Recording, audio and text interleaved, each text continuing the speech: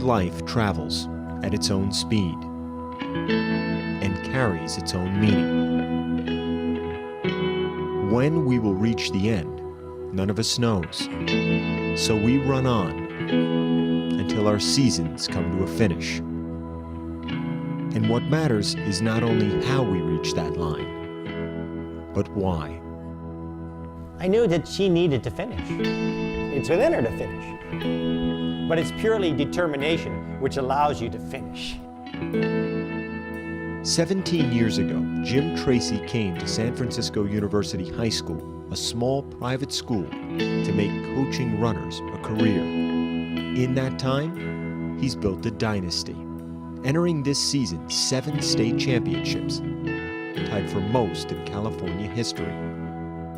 The very first day I say, hey, this is the University High School cross-country team. It's purely your decision to be champions or to not.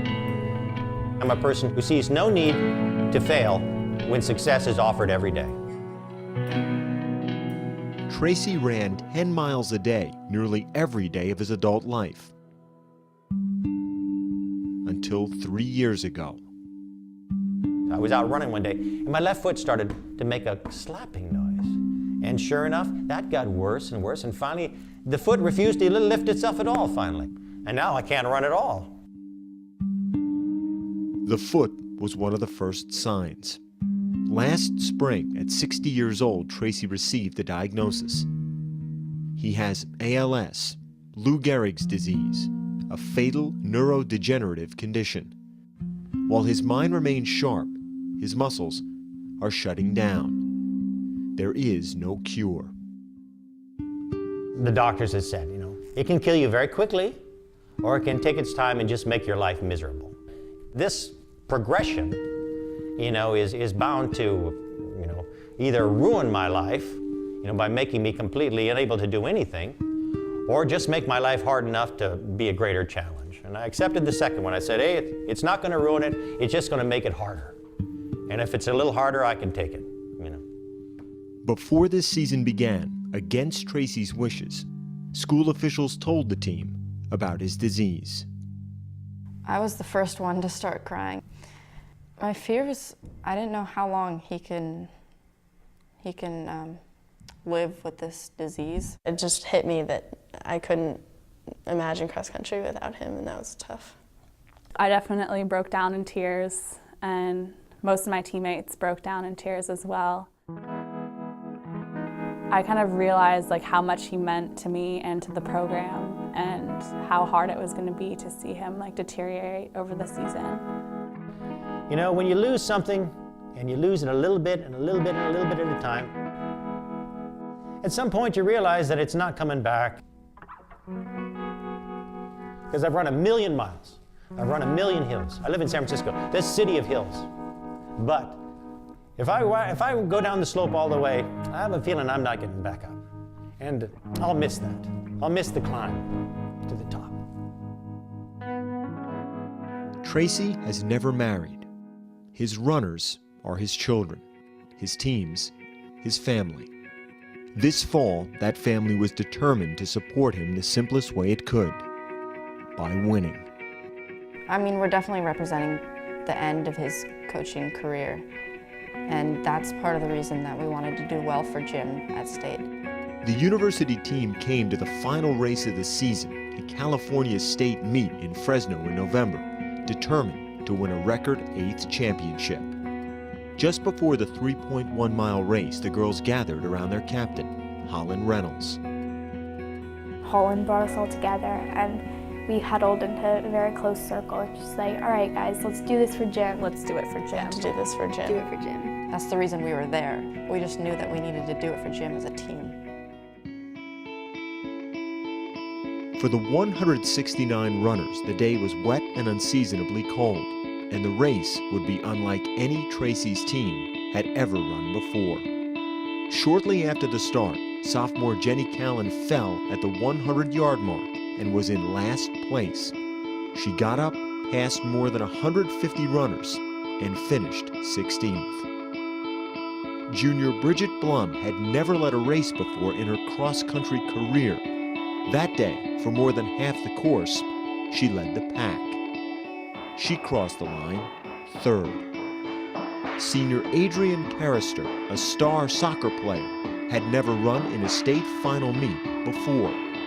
She finished 25th. Sophomore Lizzie Tierling ran the fastest race of her life by more than a minute. She came in 36th.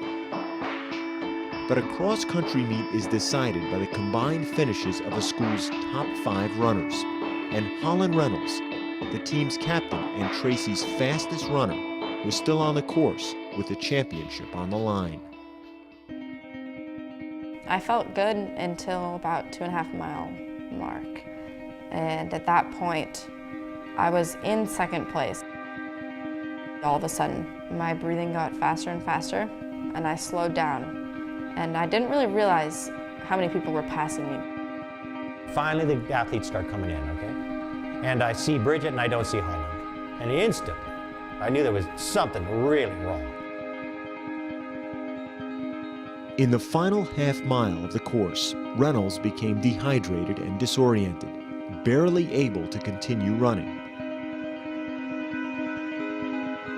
It's agonizing watching her. But no sooner gets about 3 yards from the finish line than she just pitches over and falls down. I don't remember collapsing. Oh boy, about 5 meters, hopefully she will get back up. But right after I collapsed, an official came over to me, and he let me know that if I wanted to finish the race, I had to either get up and walk through or crawl through, but he couldn't help me right then, or else I'd be disqualified. 10 feet away from the line, Reynolds began to crawl. I do remember looking at the ground and hearing everyone around me. Such a courageous effort trying to cross that finish. It never occurred to me that I wouldn't finish. You need to finish, because that's the point. Reynolds was university's 5th and last official finisher.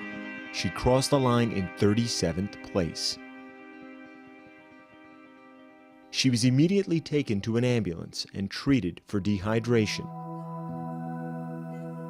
Less than an hour later, her teammates told Reynolds she clinched Tracy's 8th state championship when she crawled across the line. Made him proud to be a coach on our team and to have girls that really care about him and will go to any efforts to do well for him. That's definitely, I think, worth way more than a medal. Just that knowledge that you're responsible for making his last season a great one. She'd never dropped out before. She'd never let the team down, ever, you know. So the need to finish is great. It's like me, I have a physical problem, but I'm not gonna let it stop me from getting somewhere. I'm not gonna make it to the finish line unless we consider death the finish line, but she got there. Maybe what matters is not only how we reach the line and why, but who crosses that line with us.